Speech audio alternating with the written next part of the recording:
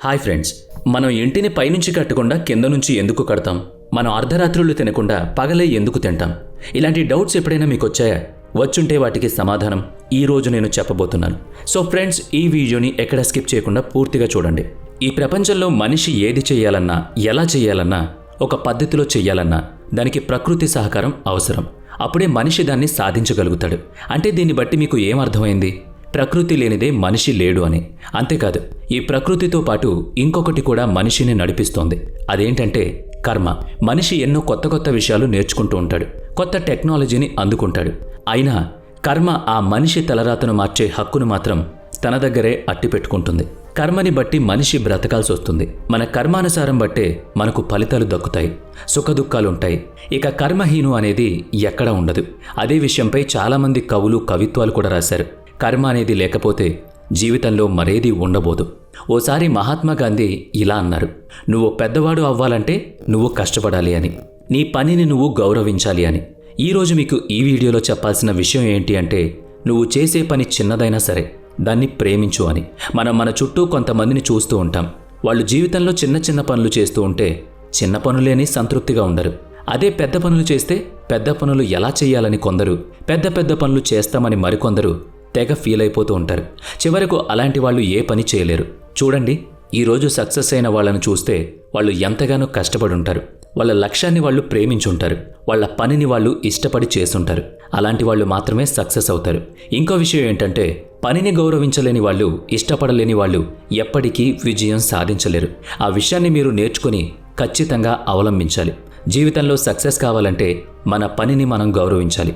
వాడు చెబితే నేనెందుకు వినాలి అనుకున్నారంటే ఇక అయిపోయినట్టే. చిన్నవాళ్ళు ఎప్పుడూ చిన్నవాళ్లుగానే ఉండిపోతున్నారు అంటే వారి ఆలోచన సరిగా లేదని అర్థం. అదే కొంతమంది చిన్నవాళ్ళు పెద్దవాళ్లుగా మారిపోతున్నారు అంటే వాళ్ళ ఆలోచనలు అద్భుతంగా మలుపు తిప్పుకున్నారని అర్థం. అంతేకాదు, ఏదైనా మీరు పరిశీలించి చూస్తే మొదట చిన్నదిగా ఉంటుంది, ఆ తర్వాత అది పెరుగుతూ వెళ్తుంది. ఒక ఇల్లు కట్టడం చూస్తే ఈ విషయం మీకు స్పష్టంగా తెలుస్తుంది. ఇల్లు కట్టే ముందు మొదట అది చిన్నగా మొదలవుతుంది, ఆ తర్వాత నెమ్మదిగా పెరుగుతూ వెళుతుంది. మీరు ఎప్పుడు ఎక్కడ చూసినా చిన్నగా మొదలుపెట్టిన పనే రేపు మీ కష్టాన్ని బట్టి పెద్దదవుతుంది. అంతేకాని పెద్దగా మొదలుపెట్టిన పని ఎప్పటికీ చిన్నదవ్వదు. అట్లీస్ట్ వయసు పెరగాలన్నా మీరు పరిశీలించినా మీకు విషయం అర్థమవుతుంది. చిన్న వయసులో ఉన్నవాళ్ళు ఎప్పుడూ చిన్నగానే ఉండిపోరు, నెమ్మదిగా పెద్దవాళ్ళు అవుతారు. అదే జీవితానికి కూడా వర్తిస్తుంది. పనిని గౌరవించడం చేస్తే నెమ్మదిగా జీవితంలో పైకెదుగుతారు. అదే నేను ఈ వీడియోలో మొదట మీకు చెప్పింది. ఇల్లు చిన్నగా మొదలుపెట్టి పెద్ద భవంతిలా కడతారు, కానీ పెద్ద ఇంటిని కట్టడం మొదలుపెట్టిన తర్వాత అది చిన్నగా మారదు కదా. అంతేకాదు, ఎంత పెద్ద దేవుళ్ళైనా సరే చిన్నపిల్లలుగా ఎక్కడో ఒక చోట పుట్టి అక్కడ పెరిగిన వాళ్లే. రాముణ్ణి చూడండి, కృష్ణుణ్ణి చూడండి, వీళ్ళంతా అలా పెరిగిన వాళ్లే. ఇక నేచర్ విషయానికి వస్తే ఏదైనా సరే చిన్నగా ఉన్నది పెద్దగా కావడం ఈ నేచర్ సహకరిస్తుంది. ఏ పనైనా సరే మీ చేతుల్లోకి తీసుకుని దానిపై దృష్టి పెట్టండి, కష్టపడండి. ఖచ్చితంగా అది మీకు ఒకరోజు మంచి ఫలితాన్నిస్తుంది. దీనికి నేచర్ ఫుల్గా సహకరిస్తుంది. ఇది నిజం. ప్రతి మనిషి తన జీవితంలో ఏదో ఒకటి సాధించాలి, సాధించి తీరాలి కూడా. అందుకు తగ్గట్టు ప్లాన్ చేసుకోవాలి. అంటే ఈ ప్రపంచం కోసం బతకాల్సిన అవసరం లేదు, అట్లీస్ట్ దేశం కోసం బతికినా చాలు అంటాను నేను. పోనీ మీ రాష్ట్రం కోసం, లేదా మీ జిల్లా కోసం, లేదంటే కనీసం మీ ఊరి కోసం అయినా ఎంతో కొంత ఉపయోగపడాలి. నేను మీకు కొన్ని ఉదాహరణలు చెప్పాలంటే, ఎంతోమంది లెజెండ్స్ మన దేశంలో ఉన్నారు. వీళ్ళంతా చిన్నపిల్లలుగా ఈ దేశంలో పుట్టారు, ఇక్కడే పెరిగారు, గొప్ప పేరు సాధించారు, వెళ్ళిపోయారు. కానీ వారు చేసింది మాత్రం ఇప్పటికీ బ్రతికే ఉంది. అందుకే మనం ఇప్పటికీ వాళ్ళ గురించి పుస్తకాల్లో చదువుకుంటున్నాం, కథలుగా వింటున్నాం. ఇదంతా ఒక్క రోజులో వచ్చిన పేరు కాదు సుమా. అయినా వాళ్ళ వెనకాల ఎవరో ఉన్నారులే, అందుకే తొందరగా పేరు వచ్చింది అని అంటారా? అయితే అది నిజం కాదు, అబద్ధం. ఎందుకంటే లెజెండ్స్గా సక్సెస్ అయిన వాళ్ళ వెనకాల ఎవ్వరూ లేరు, కేవలం వాళ్ళ కష్టం తప్ప. మీరు కూడా ఏదో ఒకటి చేయాలని అనుకోండి, అది ఎప్పుడో కాదు, ఇప్పుడే అనుకోండి. ఈ క్షణమే మొదలు పెట్టండి. స్ట్రాంగ్గా మీ పనిని మీరు గౌరవించండి. ఎక్కడుంటే అక్కడి నుంచి మొదలు పెట్టండి. కానీ ఏదో ఒక పనిని మాత్రం ఖచ్చితంగా చేసి తీరాలి.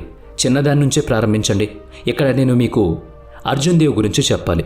అర్జున్ దేవ్ అనే వ్యక్తి ఒక స్పిరిచువల్ విశ్వవిద్యాలయంలో ఉద్యోగం దొరికింది. అయితే అక్కడ తన పని ఏంటంటే చెప్పులను శుభ్రం చేయడం. అర్జున్ దేవ్ ఆ పనిని చిన్న పని అని సిగ్గుపడలేదు, చెయ్యొద్దని కూడా అనుకోలేదు. తన పనిని గౌరవించాడు. రాత్రి ఎంత టైం అయినా సరే ఆ పనిని పూర్తి చేశాకే ఇంటికి వెళ్ళి నిద్రపోయేవాడు. అప్పుడు అక్కడున్న గురూజీ అర్జున్ దేవ్ని పరిశీలించారు. అర్జున్ దేవ్ కష్టపడి పనిచేయడాన్ని చూసి ఆనందపడ్డారు. మరికొన్ని చిన్న పనులను కూడా అతనికి అప్పగించారు. అలా కొన్ని రోజుల తర్వాత గురూజీ సమాధిలోకి వెళ్లే సమయం వచ్చింది. అప్పుడు ఆ గురూజీ తన తర్వాత ఈ విశ్వవిద్యాలయాన్ని నడిపే ఉత్తరాధికారాలను, దానికి సంబంధించిన పేరును ఒక పేపర్పై రాసి ఒక కవర్లో భద్రపరిచారు. ఆ తర్వాత గురూజీ సమాధయ్యారు. దాని తర్వాత కొన్ని రోజులకు గురూజీ ఉంచిన కవర్ తెరిచి చూసి అక్కడున్న వాళ్ళంతా షాక్ అయ్యారు. ఎందుకంటే అందులో అర్జున్ దేవ్ పేరుంది. ఇప్పుడు మీకు అర్థమైందా? చిన్న పని అని మనం సిగ్గుపడి చెయ్యకపోతే పెద్ద పనులు ఎన్నో మనం వదులుకోవాల్సి వస్తుంది. అర్జున్ దేవ్ ఆ పని చిన్నది అని వదిలేస్తుంటే ఆ తర్వాత ఆ విద్యాలయానికే అధికారి అయ్యుండేవాడు కాదు. అందుకే చెప్పేది, చిన్న పనినైనా మనం దాన్ని గౌరవిస్తూ చెయ్యాలి. చిన్నగా మొదలు పెడితేనే కదా పెద్దది సాధించగలం. స్వామి వివేకానంద పనిని గౌరవించండి, ప్రేమించండి, అది చిన్నదైనా పెద్దదైనా అని చెప్పుకొచ్చారు. అది నిజమే. అయినా ముఖ్యమైంది, అవసరమైంది అని మనం నమ్మితే దాన్ని ఖచ్చితంగా ప్రేమిస్తాం, గౌరవిస్తాం. అలా కాకుండా ఏదో తక్కువ పని అని ఫీల్ అయితే మాత్రం ఆ పనిని మనం మనస్ఫూర్తిగా చేయలేం. నిజం చెప్పాలంటే బుద్ధిహీనులు మాత్రమే చిన్న పని అని విడిచిపెట్టేస్తారు. అదే తెలివైన వాళ్ళైతే చిన్నదైనా సిగ్గుపడకుండా చేస్తారు. చిన్నదాన్నైనా గౌరవించుకుని ఆ పని పూర్తి చేస్తారు. ఒకవేళ నిజంగా ఆ పని వాళ్లకు నచ్చకపోయినా దాన్ని నచ్చేలా చేసుకుని మరీ చేస్తారు. That is intelligence. ఇక్కడ ఇంకొక విషయం చెప్పాలి. అదేంటంటే బ్రిటిష్ వాళ్ళు తమ దేశంలో బేకారుగా తిరిగే వాళ్లకు పనిష్మెంట్ ఇచ్చేవారట. అక్కడ పని పాట లేకుండా తిరుగుతున్న వాళ్లను పట్టుకుని మరీ శిక్షలు వేసేవారట. మొదటిసారి అయితే ఏదో కోర్టుకు వెళ్ళి వచ్చేవారు. కానీ రెండోసారి కూడా వాళ్ళు బేకారుగానే తిరుగుతూ దొరికితే వాళ్ళకి శిక్షలు కఠినంగా ఉండేవి. అంతేకాదు, వాళ్ళకి ఎంత పనిష్మెంట్ ఇచ్చినా మళ్ళీ అదే తరహాలో పని పాట లేకుండా తిరుగుతుంటే ఆఖరికి వారికి మరణదండన విధించేవారట. కానీ ఈ ప్రపంచంలో మరికొంతమంది మరో రకంగా ఉంటారు. ఎలా అంటే వాళ్ళు ఏ పని చేద్దామనుకున్నా మళ్ళీ వాళ్లే దాన్ని వాయిదా వేసుకుంటారు, లేదంటే ఆలస్యంగా దాన్ని మొదలు పెడతారు. ఇది కూడా ఎదుగుదలకు ఒక మైనస్ అనే చెప్పాలి. నిజంగా ఆలస్యం అనేది ఒక తీయని శత్రువు, విషం లాంటిది. ఎందుకంటే ఆలస్యం చేసే కొద్దీ హాయిగానే ఉంటుంది, కానీ దానివల్ల జీవితంలో వెనకబడిపోతాం. అంతేకాకుండా మనం ఏదైనా పని చేస్తుంటే మన చుట్టూ ఉన్న వాళ్ళంతా చాలామంది, అరే ఏంటి ఎప్పుడు చూసినా ఆ పని చేస్తావా, కాస్త విశ్రాంతి తీసుకో అంటూ ఉంటారు. విశ్రాంతి అనేది జనరల్గా తీసుకుంటూనే ఉంటాం కదా, పని వచ్చినప్పుడు మాత్రమే కదా విశ్రాంతి తీసుకోకుండా పనిచేయాలి. అందుకే ఎటువంటి ఆలస్యం లేకుండా పని పూర్తి చేయాలి. నిజంగా ఈ ఆలస్యం వల్లే కదా తాబేలు కుందేలు కథలో కుందేలు ఓడిపోయింది. ఈ కథలో కుందేలు అనుకుంటుంది, ఆ తాబేలు నెమ్మదిగా వస్తుందిలే, ఇంకాసేపు నేను విశ్రాంతి తీసుకుంటే పోయేదే ఉంటుంది, 2 అడుగుల్లో లక్ష్యాన్ని చేరుకోవచ్చు అనుకుంటుంది. కానీ తాబేలు తాను నెమ్మదిగా ఎక్కడా విశ్రాంతి తీసుకోకుండా చివరికి విజయాన్ని సాధిస్తుంది. అందుకే అంటారు ఆలస్యమంత విషయం మరొకటి ఉండదు అని. మరి ఈ వీడియో మీకు నచ్చినట్లయితే లైక్ చేయండి, షేర్ చేయండి. ఇప్పటి వరకు మన ఛానల్ని సబ్స్క్రైబ్ చేసుకున్నట్లయితే ఇప్పుడే సబ్స్క్రైబ్ చేసుకుని పక్కనే ఉన్న బెల్ ఐకాన్పై క్లిక్ చేయండి. నెక్స్ట్ వీడియోలో మళ్ళీ కలుద్దాం. Thanks for watching.